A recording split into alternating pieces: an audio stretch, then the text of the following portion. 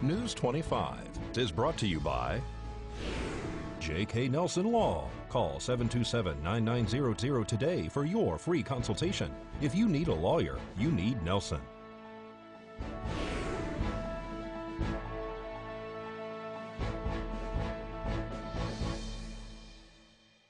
Board of County Commissioners approves a permit for big cat encounters, and a dedication stone will be placed at Simpkins Park for Cassandra Selback. News 25 starts now. You're watching KPVM News 25 with Eunette Gentry. News 25. Local coverage you can count on. Big Cat Encounters is approved to keep their tigers. It's Tuesday, February 19th. I'm Eunette Gentry. Professional animal trainer and activist Carl and his wife Kayla Mitchell's tigers will be remaining where they are at home on the north side of town, for now at least. The Nye County Commissioners heard from all parties involved, including Carla and Kayla Mitchell, their attorney, and the Nye County Sheriff's Office. They were provided copies of an extensive investigation into the alleged violation against their conditional use permit. At the end of the agenda item, the board strongly advised the Mitchells to comply with the conditional use permit to keep the 10 tigers that the veteran has deemed his therapy animals. The Mitchells have been fighting for the right to keep their animals on their property following a post on social media from a person who allegedly visited the property years ago. Since then, the Nye County Sheriff's Department says that they get tips from various sources that the Mitchells are exhibiting the animals against the permit. Recently, a tip came in that the couple allegedly brought a tiger to a hotel in Las Vegas. The USDA regulations also stipulate if you're transporting an animal for exhibit, you must be USDA licensed. So the animal got there somehow, he's transporting to exhibit. And whether it's a private room or public room, the question is it public? The facts of whatever happened at the Tropicana are even confused by the people who made the statements. That's why the district attorney would then take that evidence and decide whether or not to prosecute. They made that decision not to prosecute within the statute of limitations. And I think that speaks profoundly on this case, is that they made the decision. They did not think that Carl was dangerous to the public. They did not think that he deserved to have his animals taken away. The question before the Board of County Commissioners was, do they enforce other counties' laws? Is there a law or an issue with transporting the animals? Do they have evidence that, in fact, the exotic animal was transported? What is the definition of exhibiting? And does the permit actually address transporting the cats? The rule has always been on the property, if people are coming to see us, that's not exhibiting. If people are coming to see the animals, that is exhibiting. I don't know where this fourth element is, the animal has to be bought. I can't take one of my tigers down to the balloon festival this weekend, set up an enclosure, even though I'm not getting paid. That is exhibiting. I'm taking, to us, exhibiting is an activity of displaying or showing animals to the public, whether you're getting paid or not. Also in front of the commissioners, was there an actual conditional use permit in place at the time? Almost a year ago today, exactly, we were here before the VOCC for a Title 17 conditional use permit. We obtained that. It's a 2-year permit. We're halfway through it. Simultaneously, we applied for a Title 6 special conditional animal permit, separate from Title 17. And that's what we're here before today. In the end, the conditional use permit was granted with conditions that the Mitchells must notify animal control by email 24 hours before transporting an animal unless there is an emergency. And county commissioners have approved a memorial rock and plaque to be placed in Simpkins Park with a dedication to the late Cassandra Selback, who died last month at the age of 35. The young mother, Cassandra, leaves behind 2 children and a community who loved her. Selbach heroically battled a terminal illness for years. She died as a result last month. The community leader and volunteer with her family held a neighborhood Easter egg hunt that prided itself in inclusion and allowed all ages to participate in the family fun. The event, which has thousands of eggs scattered in the park and fields surrounding, is held in Simpkins Park. The Family Fun Day has now become a community celebration, bringing families together. The day begins with a morning church service, games, and even has a free lunch. We wanted to make sure that Cassandra was honored for all the things she did, but of course the Easter egg hunt that she did with DJ and the rest of the family there. We have a rock that's been donated by Ron Murphy, and we have some prizes from Awards Plus. We were going to get donations from the public. I spoke to Mr. Koenig the other day, who was saying that possibly the county wanted to put some funds in for this. I'm still waiting for a price back written in stone to compare the prices for this. We're hoping, and I just let DJ know about this, that we can actually make the dedication on Easter morning when they have their Easter egg hunt right before the festivities begin. So we're hoping that that can happen. I'm going to call for a vote right now. With our commissioners, how many yeas do we have? Aye. Aye. That's unanimous, 4-0. A dedication ceremony is planned for the rock and plaque in honor of Cassandra on Easter Sunday before the Easter egg hunt. Thank you to the Nye County Commissioners for approving today's agenda item. If you would like to donate to the Cassandra Selbach Rock Fund, please call us here at KPVM TV at 775-727-9400, extension 201, or email deanna@kpvm.tv. Again, our condolences to Selbach's family and friends. And stay tuned to News 25. After this break, we'll have your court report and Business First brief highlighting a big reveal from Samsung. You're watching KPVM News 25. Local coverage you can count on. In this week's court report, the area man arrested and charged with first-degree murder in connection to the death of 3-year-old Yesenia Camp appears in district court for his status check and now has trial dates set for this July. Cole Ingleson appeared while in custody, and during that proceeding, Ingleson's defense attorney, Brent Percival, informs the court that this matter is not resolved and asks for trial dates to be set in the ordinary course, as Ingleson previously waived his right to a speedy trial. The court acknowledges amended information on file charging count of first-degree murder and sets trial for July 8th through 12th and 17th through 19th, 2019, with a calendar call scheduled on June 3rd, 2019. Then the court canvassed the defendant as to his understanding of the totality of this matter and entrance of a plea of not guilty to the original charge, a Category A felony. Finally, Ingleson confirms his understanding. Notably, currently under contention is the charge Ingleson is currently facing, according to current district court case information, which is currently only stated as murder with use of a deadly weapon, and that charge currently has no mention of a degree at this time. Diane Davis, the Pahrump woman connected to the killing of 17 dogs after a fire was reportedly intentionally set in her home back in July 2013, has had her sentencing hearing in district court continued yet again, this time to April 29, 2019. District court clerks say the state and defense agreed to a stipulation to continue. This after Davis's sentencing was already continued several times, and the latest of which court date was previously scheduled for February 11th, 2019.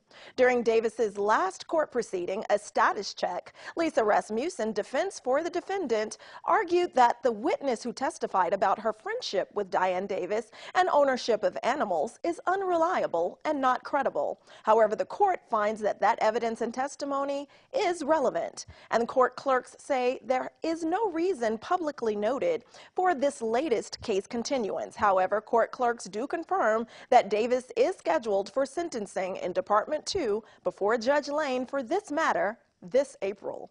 This has been your court report. I'm Eunette Gentry for News 25. Topping our news, Samsung's Galaxy phone turns 10 this week. Some of Samsung's newest devices will be revealed tomorrow as the tech company opens 3 stores. The new Samsung Experience stores in Illinois. Democrats want a new evaluation of the environmental impact of Foxconn's plans to build near the Illinois-Wisconsin border. They say without regulations, Foxconn can build in wetlands, causing more flooding problems. Foxconn, a Taiwanese electronics giant, intends to build a campus 70 miles north of Chicago, turning to the economy. Factory output sputtered last month. The January numbers show a nearly 1% decline, the biggest drop since the recession. Much of that decline was from a slowdown of vehicle production. And President Trump tells reporters he's less concerned right now with the nation's $22 trillion debt and more concerned about building up the military. Thanks, Angela. Nationally, gas prices are dropping slightly by about 3 cents per gallon, making the average price for gas in the U.S. $2.31 per gallon. A recent survey of about 650 gas stations in Las Vegas showed gas prices have also dropped about 1 cent per gallon. The average price in the Valley is about $2.87. Gas prices have advanced to their highest level in nearly 2 months, mainly as oil prices move higher. Gasoline demand remains seasonally weak, though. While gas prices are nearly guaranteed to be higher in May than today, it is looking more likely that the rise in prices this year might be more muted than we've seen in years past, when prices launched 35 to 75 cents during the spring. Locally, prices are 13.1 cents a gallon higher than a year ago and 2.4 cents a gallon lower than a month ago. The national average has increased 6.8 cents a gallon during the last month and stands 19.6 cents a gallon lower than a year ago. And stay tuned, News 25 will be right back with much more local news. News 25 is brought to you by Bill and Robin Law, injury attorneys. Injured, need money? Get Bill and Robin, your local Pahrump injury attorneys.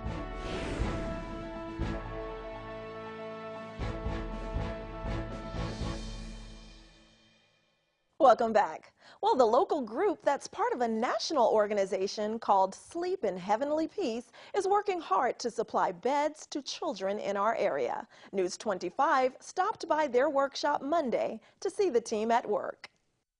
Gary first, made mention of that he was starting this foundation. I told him whatever we could do, my wife and I, to help out. And as I'm sure you're aware of, we have a big wood shop at our house, so we're used to working with wood. And it's the satisfaction I think is coming over here and helping out is because these are going to kids that are foster children, that are homeless children, not necessarily homeless in the sense that some people would think. I mean, they might be sleeping in a car, they may be sleeping on a relative's couch. So, we want to put kids in beds. Kids need a good night's sleep so that they can learn and thrive.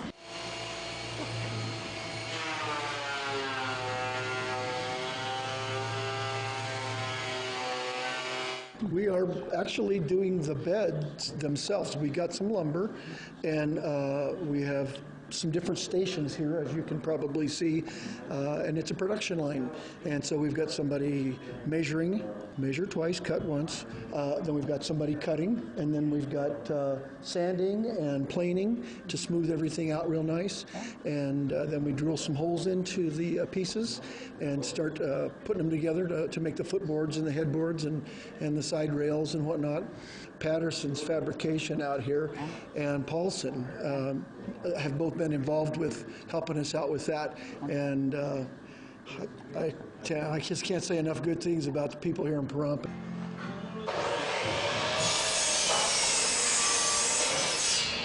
Valley Electric, they are giving us a check. I don't know how much it is, but I'll find out tomorrow, but they said they approved our donation requests, and of course Nevada Realty has helped out. M&M Landscape. It's just the list goes on and on. I should have write them all down so I don't forget, but I just thank everybody. Shadow Mountain Quilters. They're involved. They're going to donate quilts.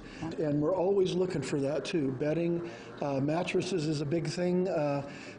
We get them by the pallet, and there's 25 on a pallet, and it comes out to about $1,500 for a pallet, but that takes care of 25 kids. So, but it's one of those things that kind of gets put on the back burner, but you can't deliver the bed without everything. If you go to shpbeds.org, there's going to be several different buttons there, of course. One of them is to donate, and if you go to that, you can either donate monetarily or you can sponsor any part of the bed, or a whole bed if you want. To do a whole bed is $350. Sounds like a lot, but it's for 2 kids. That's 2 kids. It's a bunk bed. So we need volunteers.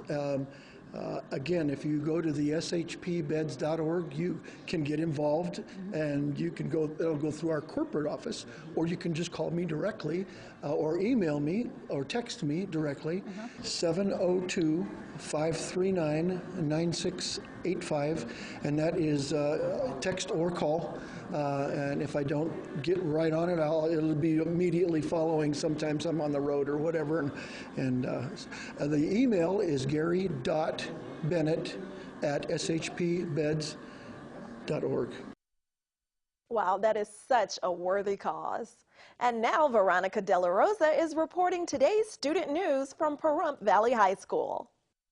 Veronica De La Rosa for your student news. Student council elections are coming up here at Pahrump Valley High School. Anyone can run if you're a student here. For more information, contact Mr. Williams at room 217 or contact the office for more information. There will be a spaghetti dinner for JAD, or Jobs for America's Graduates, this Friday, February 22nd at 5:30 p.m. It will be at the Pahrump Valley United Methodist Church on Highway 372. Dinner tickets will be $5 in advance or $6 at the door. There will also be a raffle, $1 for one or $5 for 6. For more information, contact Candace Mitchell at 775-910-9010. Have you ever wondered what it'd be like to play basketball while on a donkey? Donkey basketball is returning at Pahrump Valley High School, March 1st, Friday at 6 p.m.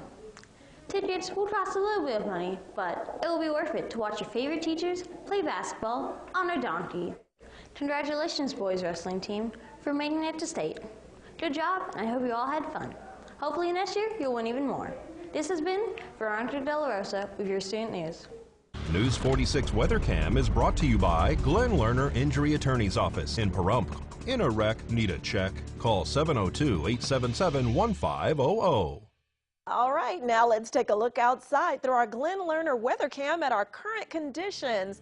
Look at that picturesque view, not a cloud in the sky, and we're looking at the Pahrump Mountains, and we know it's cold outside, and we know there is more weather coming our way, a mix of snow and rain. We'll take a look at our forecast right after this break.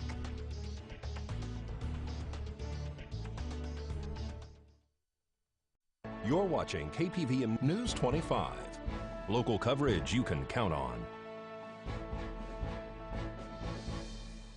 All right, let's take a look at our forecast across Nevada and today's highs. Pahrump tops out at 47 degrees. Amargosa's high 48. Death Valley has a balmy 60 degrees for the high. Beatty 43. Goldfield 32. Tonopah 30. Fallon tops out at 38 degrees. And Fernley's high 37 degrees. And our lows across Nevada, Pahrump bottoms out at 29 degrees. Amargosa 28. Death Valley 38. Beatty 26, Goldfield a chilly 16 degrees, Tonopah is freezing at 15 degrees for the expected low, Fallon 25, and Fernley bottoms out at 24 degrees. Tonight will be mostly clear with a low of 29 degrees. The average this time of year, though, is a bit warmer at 36 degrees. Sunset will be at 5:29 p.m. with winds out of the east-southeast at 6 miles per hour and gusts up to 9 miles per hour. Humidity is high at 46%.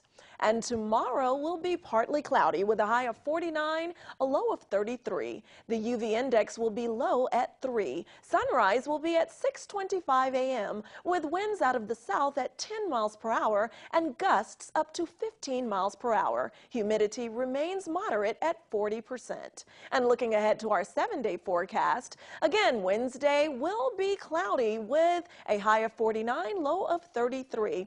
Thursday, we expect some showers with a high of 41, low of 26. But the sun comes out again this weekend with Friday's high expected at 47 and a low of 25. Saturday's high will also be 47, but with a low of 31. And the sun will be out, but we will have some clouds come back on Sunday with a high of 51 and a low of 32. But the beginning of next work week will be increasingly warmer with the sun shining on Monday and a high of 52, a low of 33, and it gets a bit warmer on Tuesday with the sun shining again with a high of 54 and a low of 35. And we have a bit of a warning to tell you about. There is a cold and vigorous storm dropping from the Gulf of Alaska into our region tonight and Thursday, bringing significant snow to the higher terrain and another round of snow to our desert floor with potential for travel difficulties due to snow and ice on sections of roads. That storm is impacting Clark, Inyo, Lincoln, Mojave, Nye, Esmeralda, and San Bernardino counties and Eastern California and northwest Arizona. And there is a high chance of hazardous travel conditions due to slick snow-covered roads on sections of I-15 and I-40.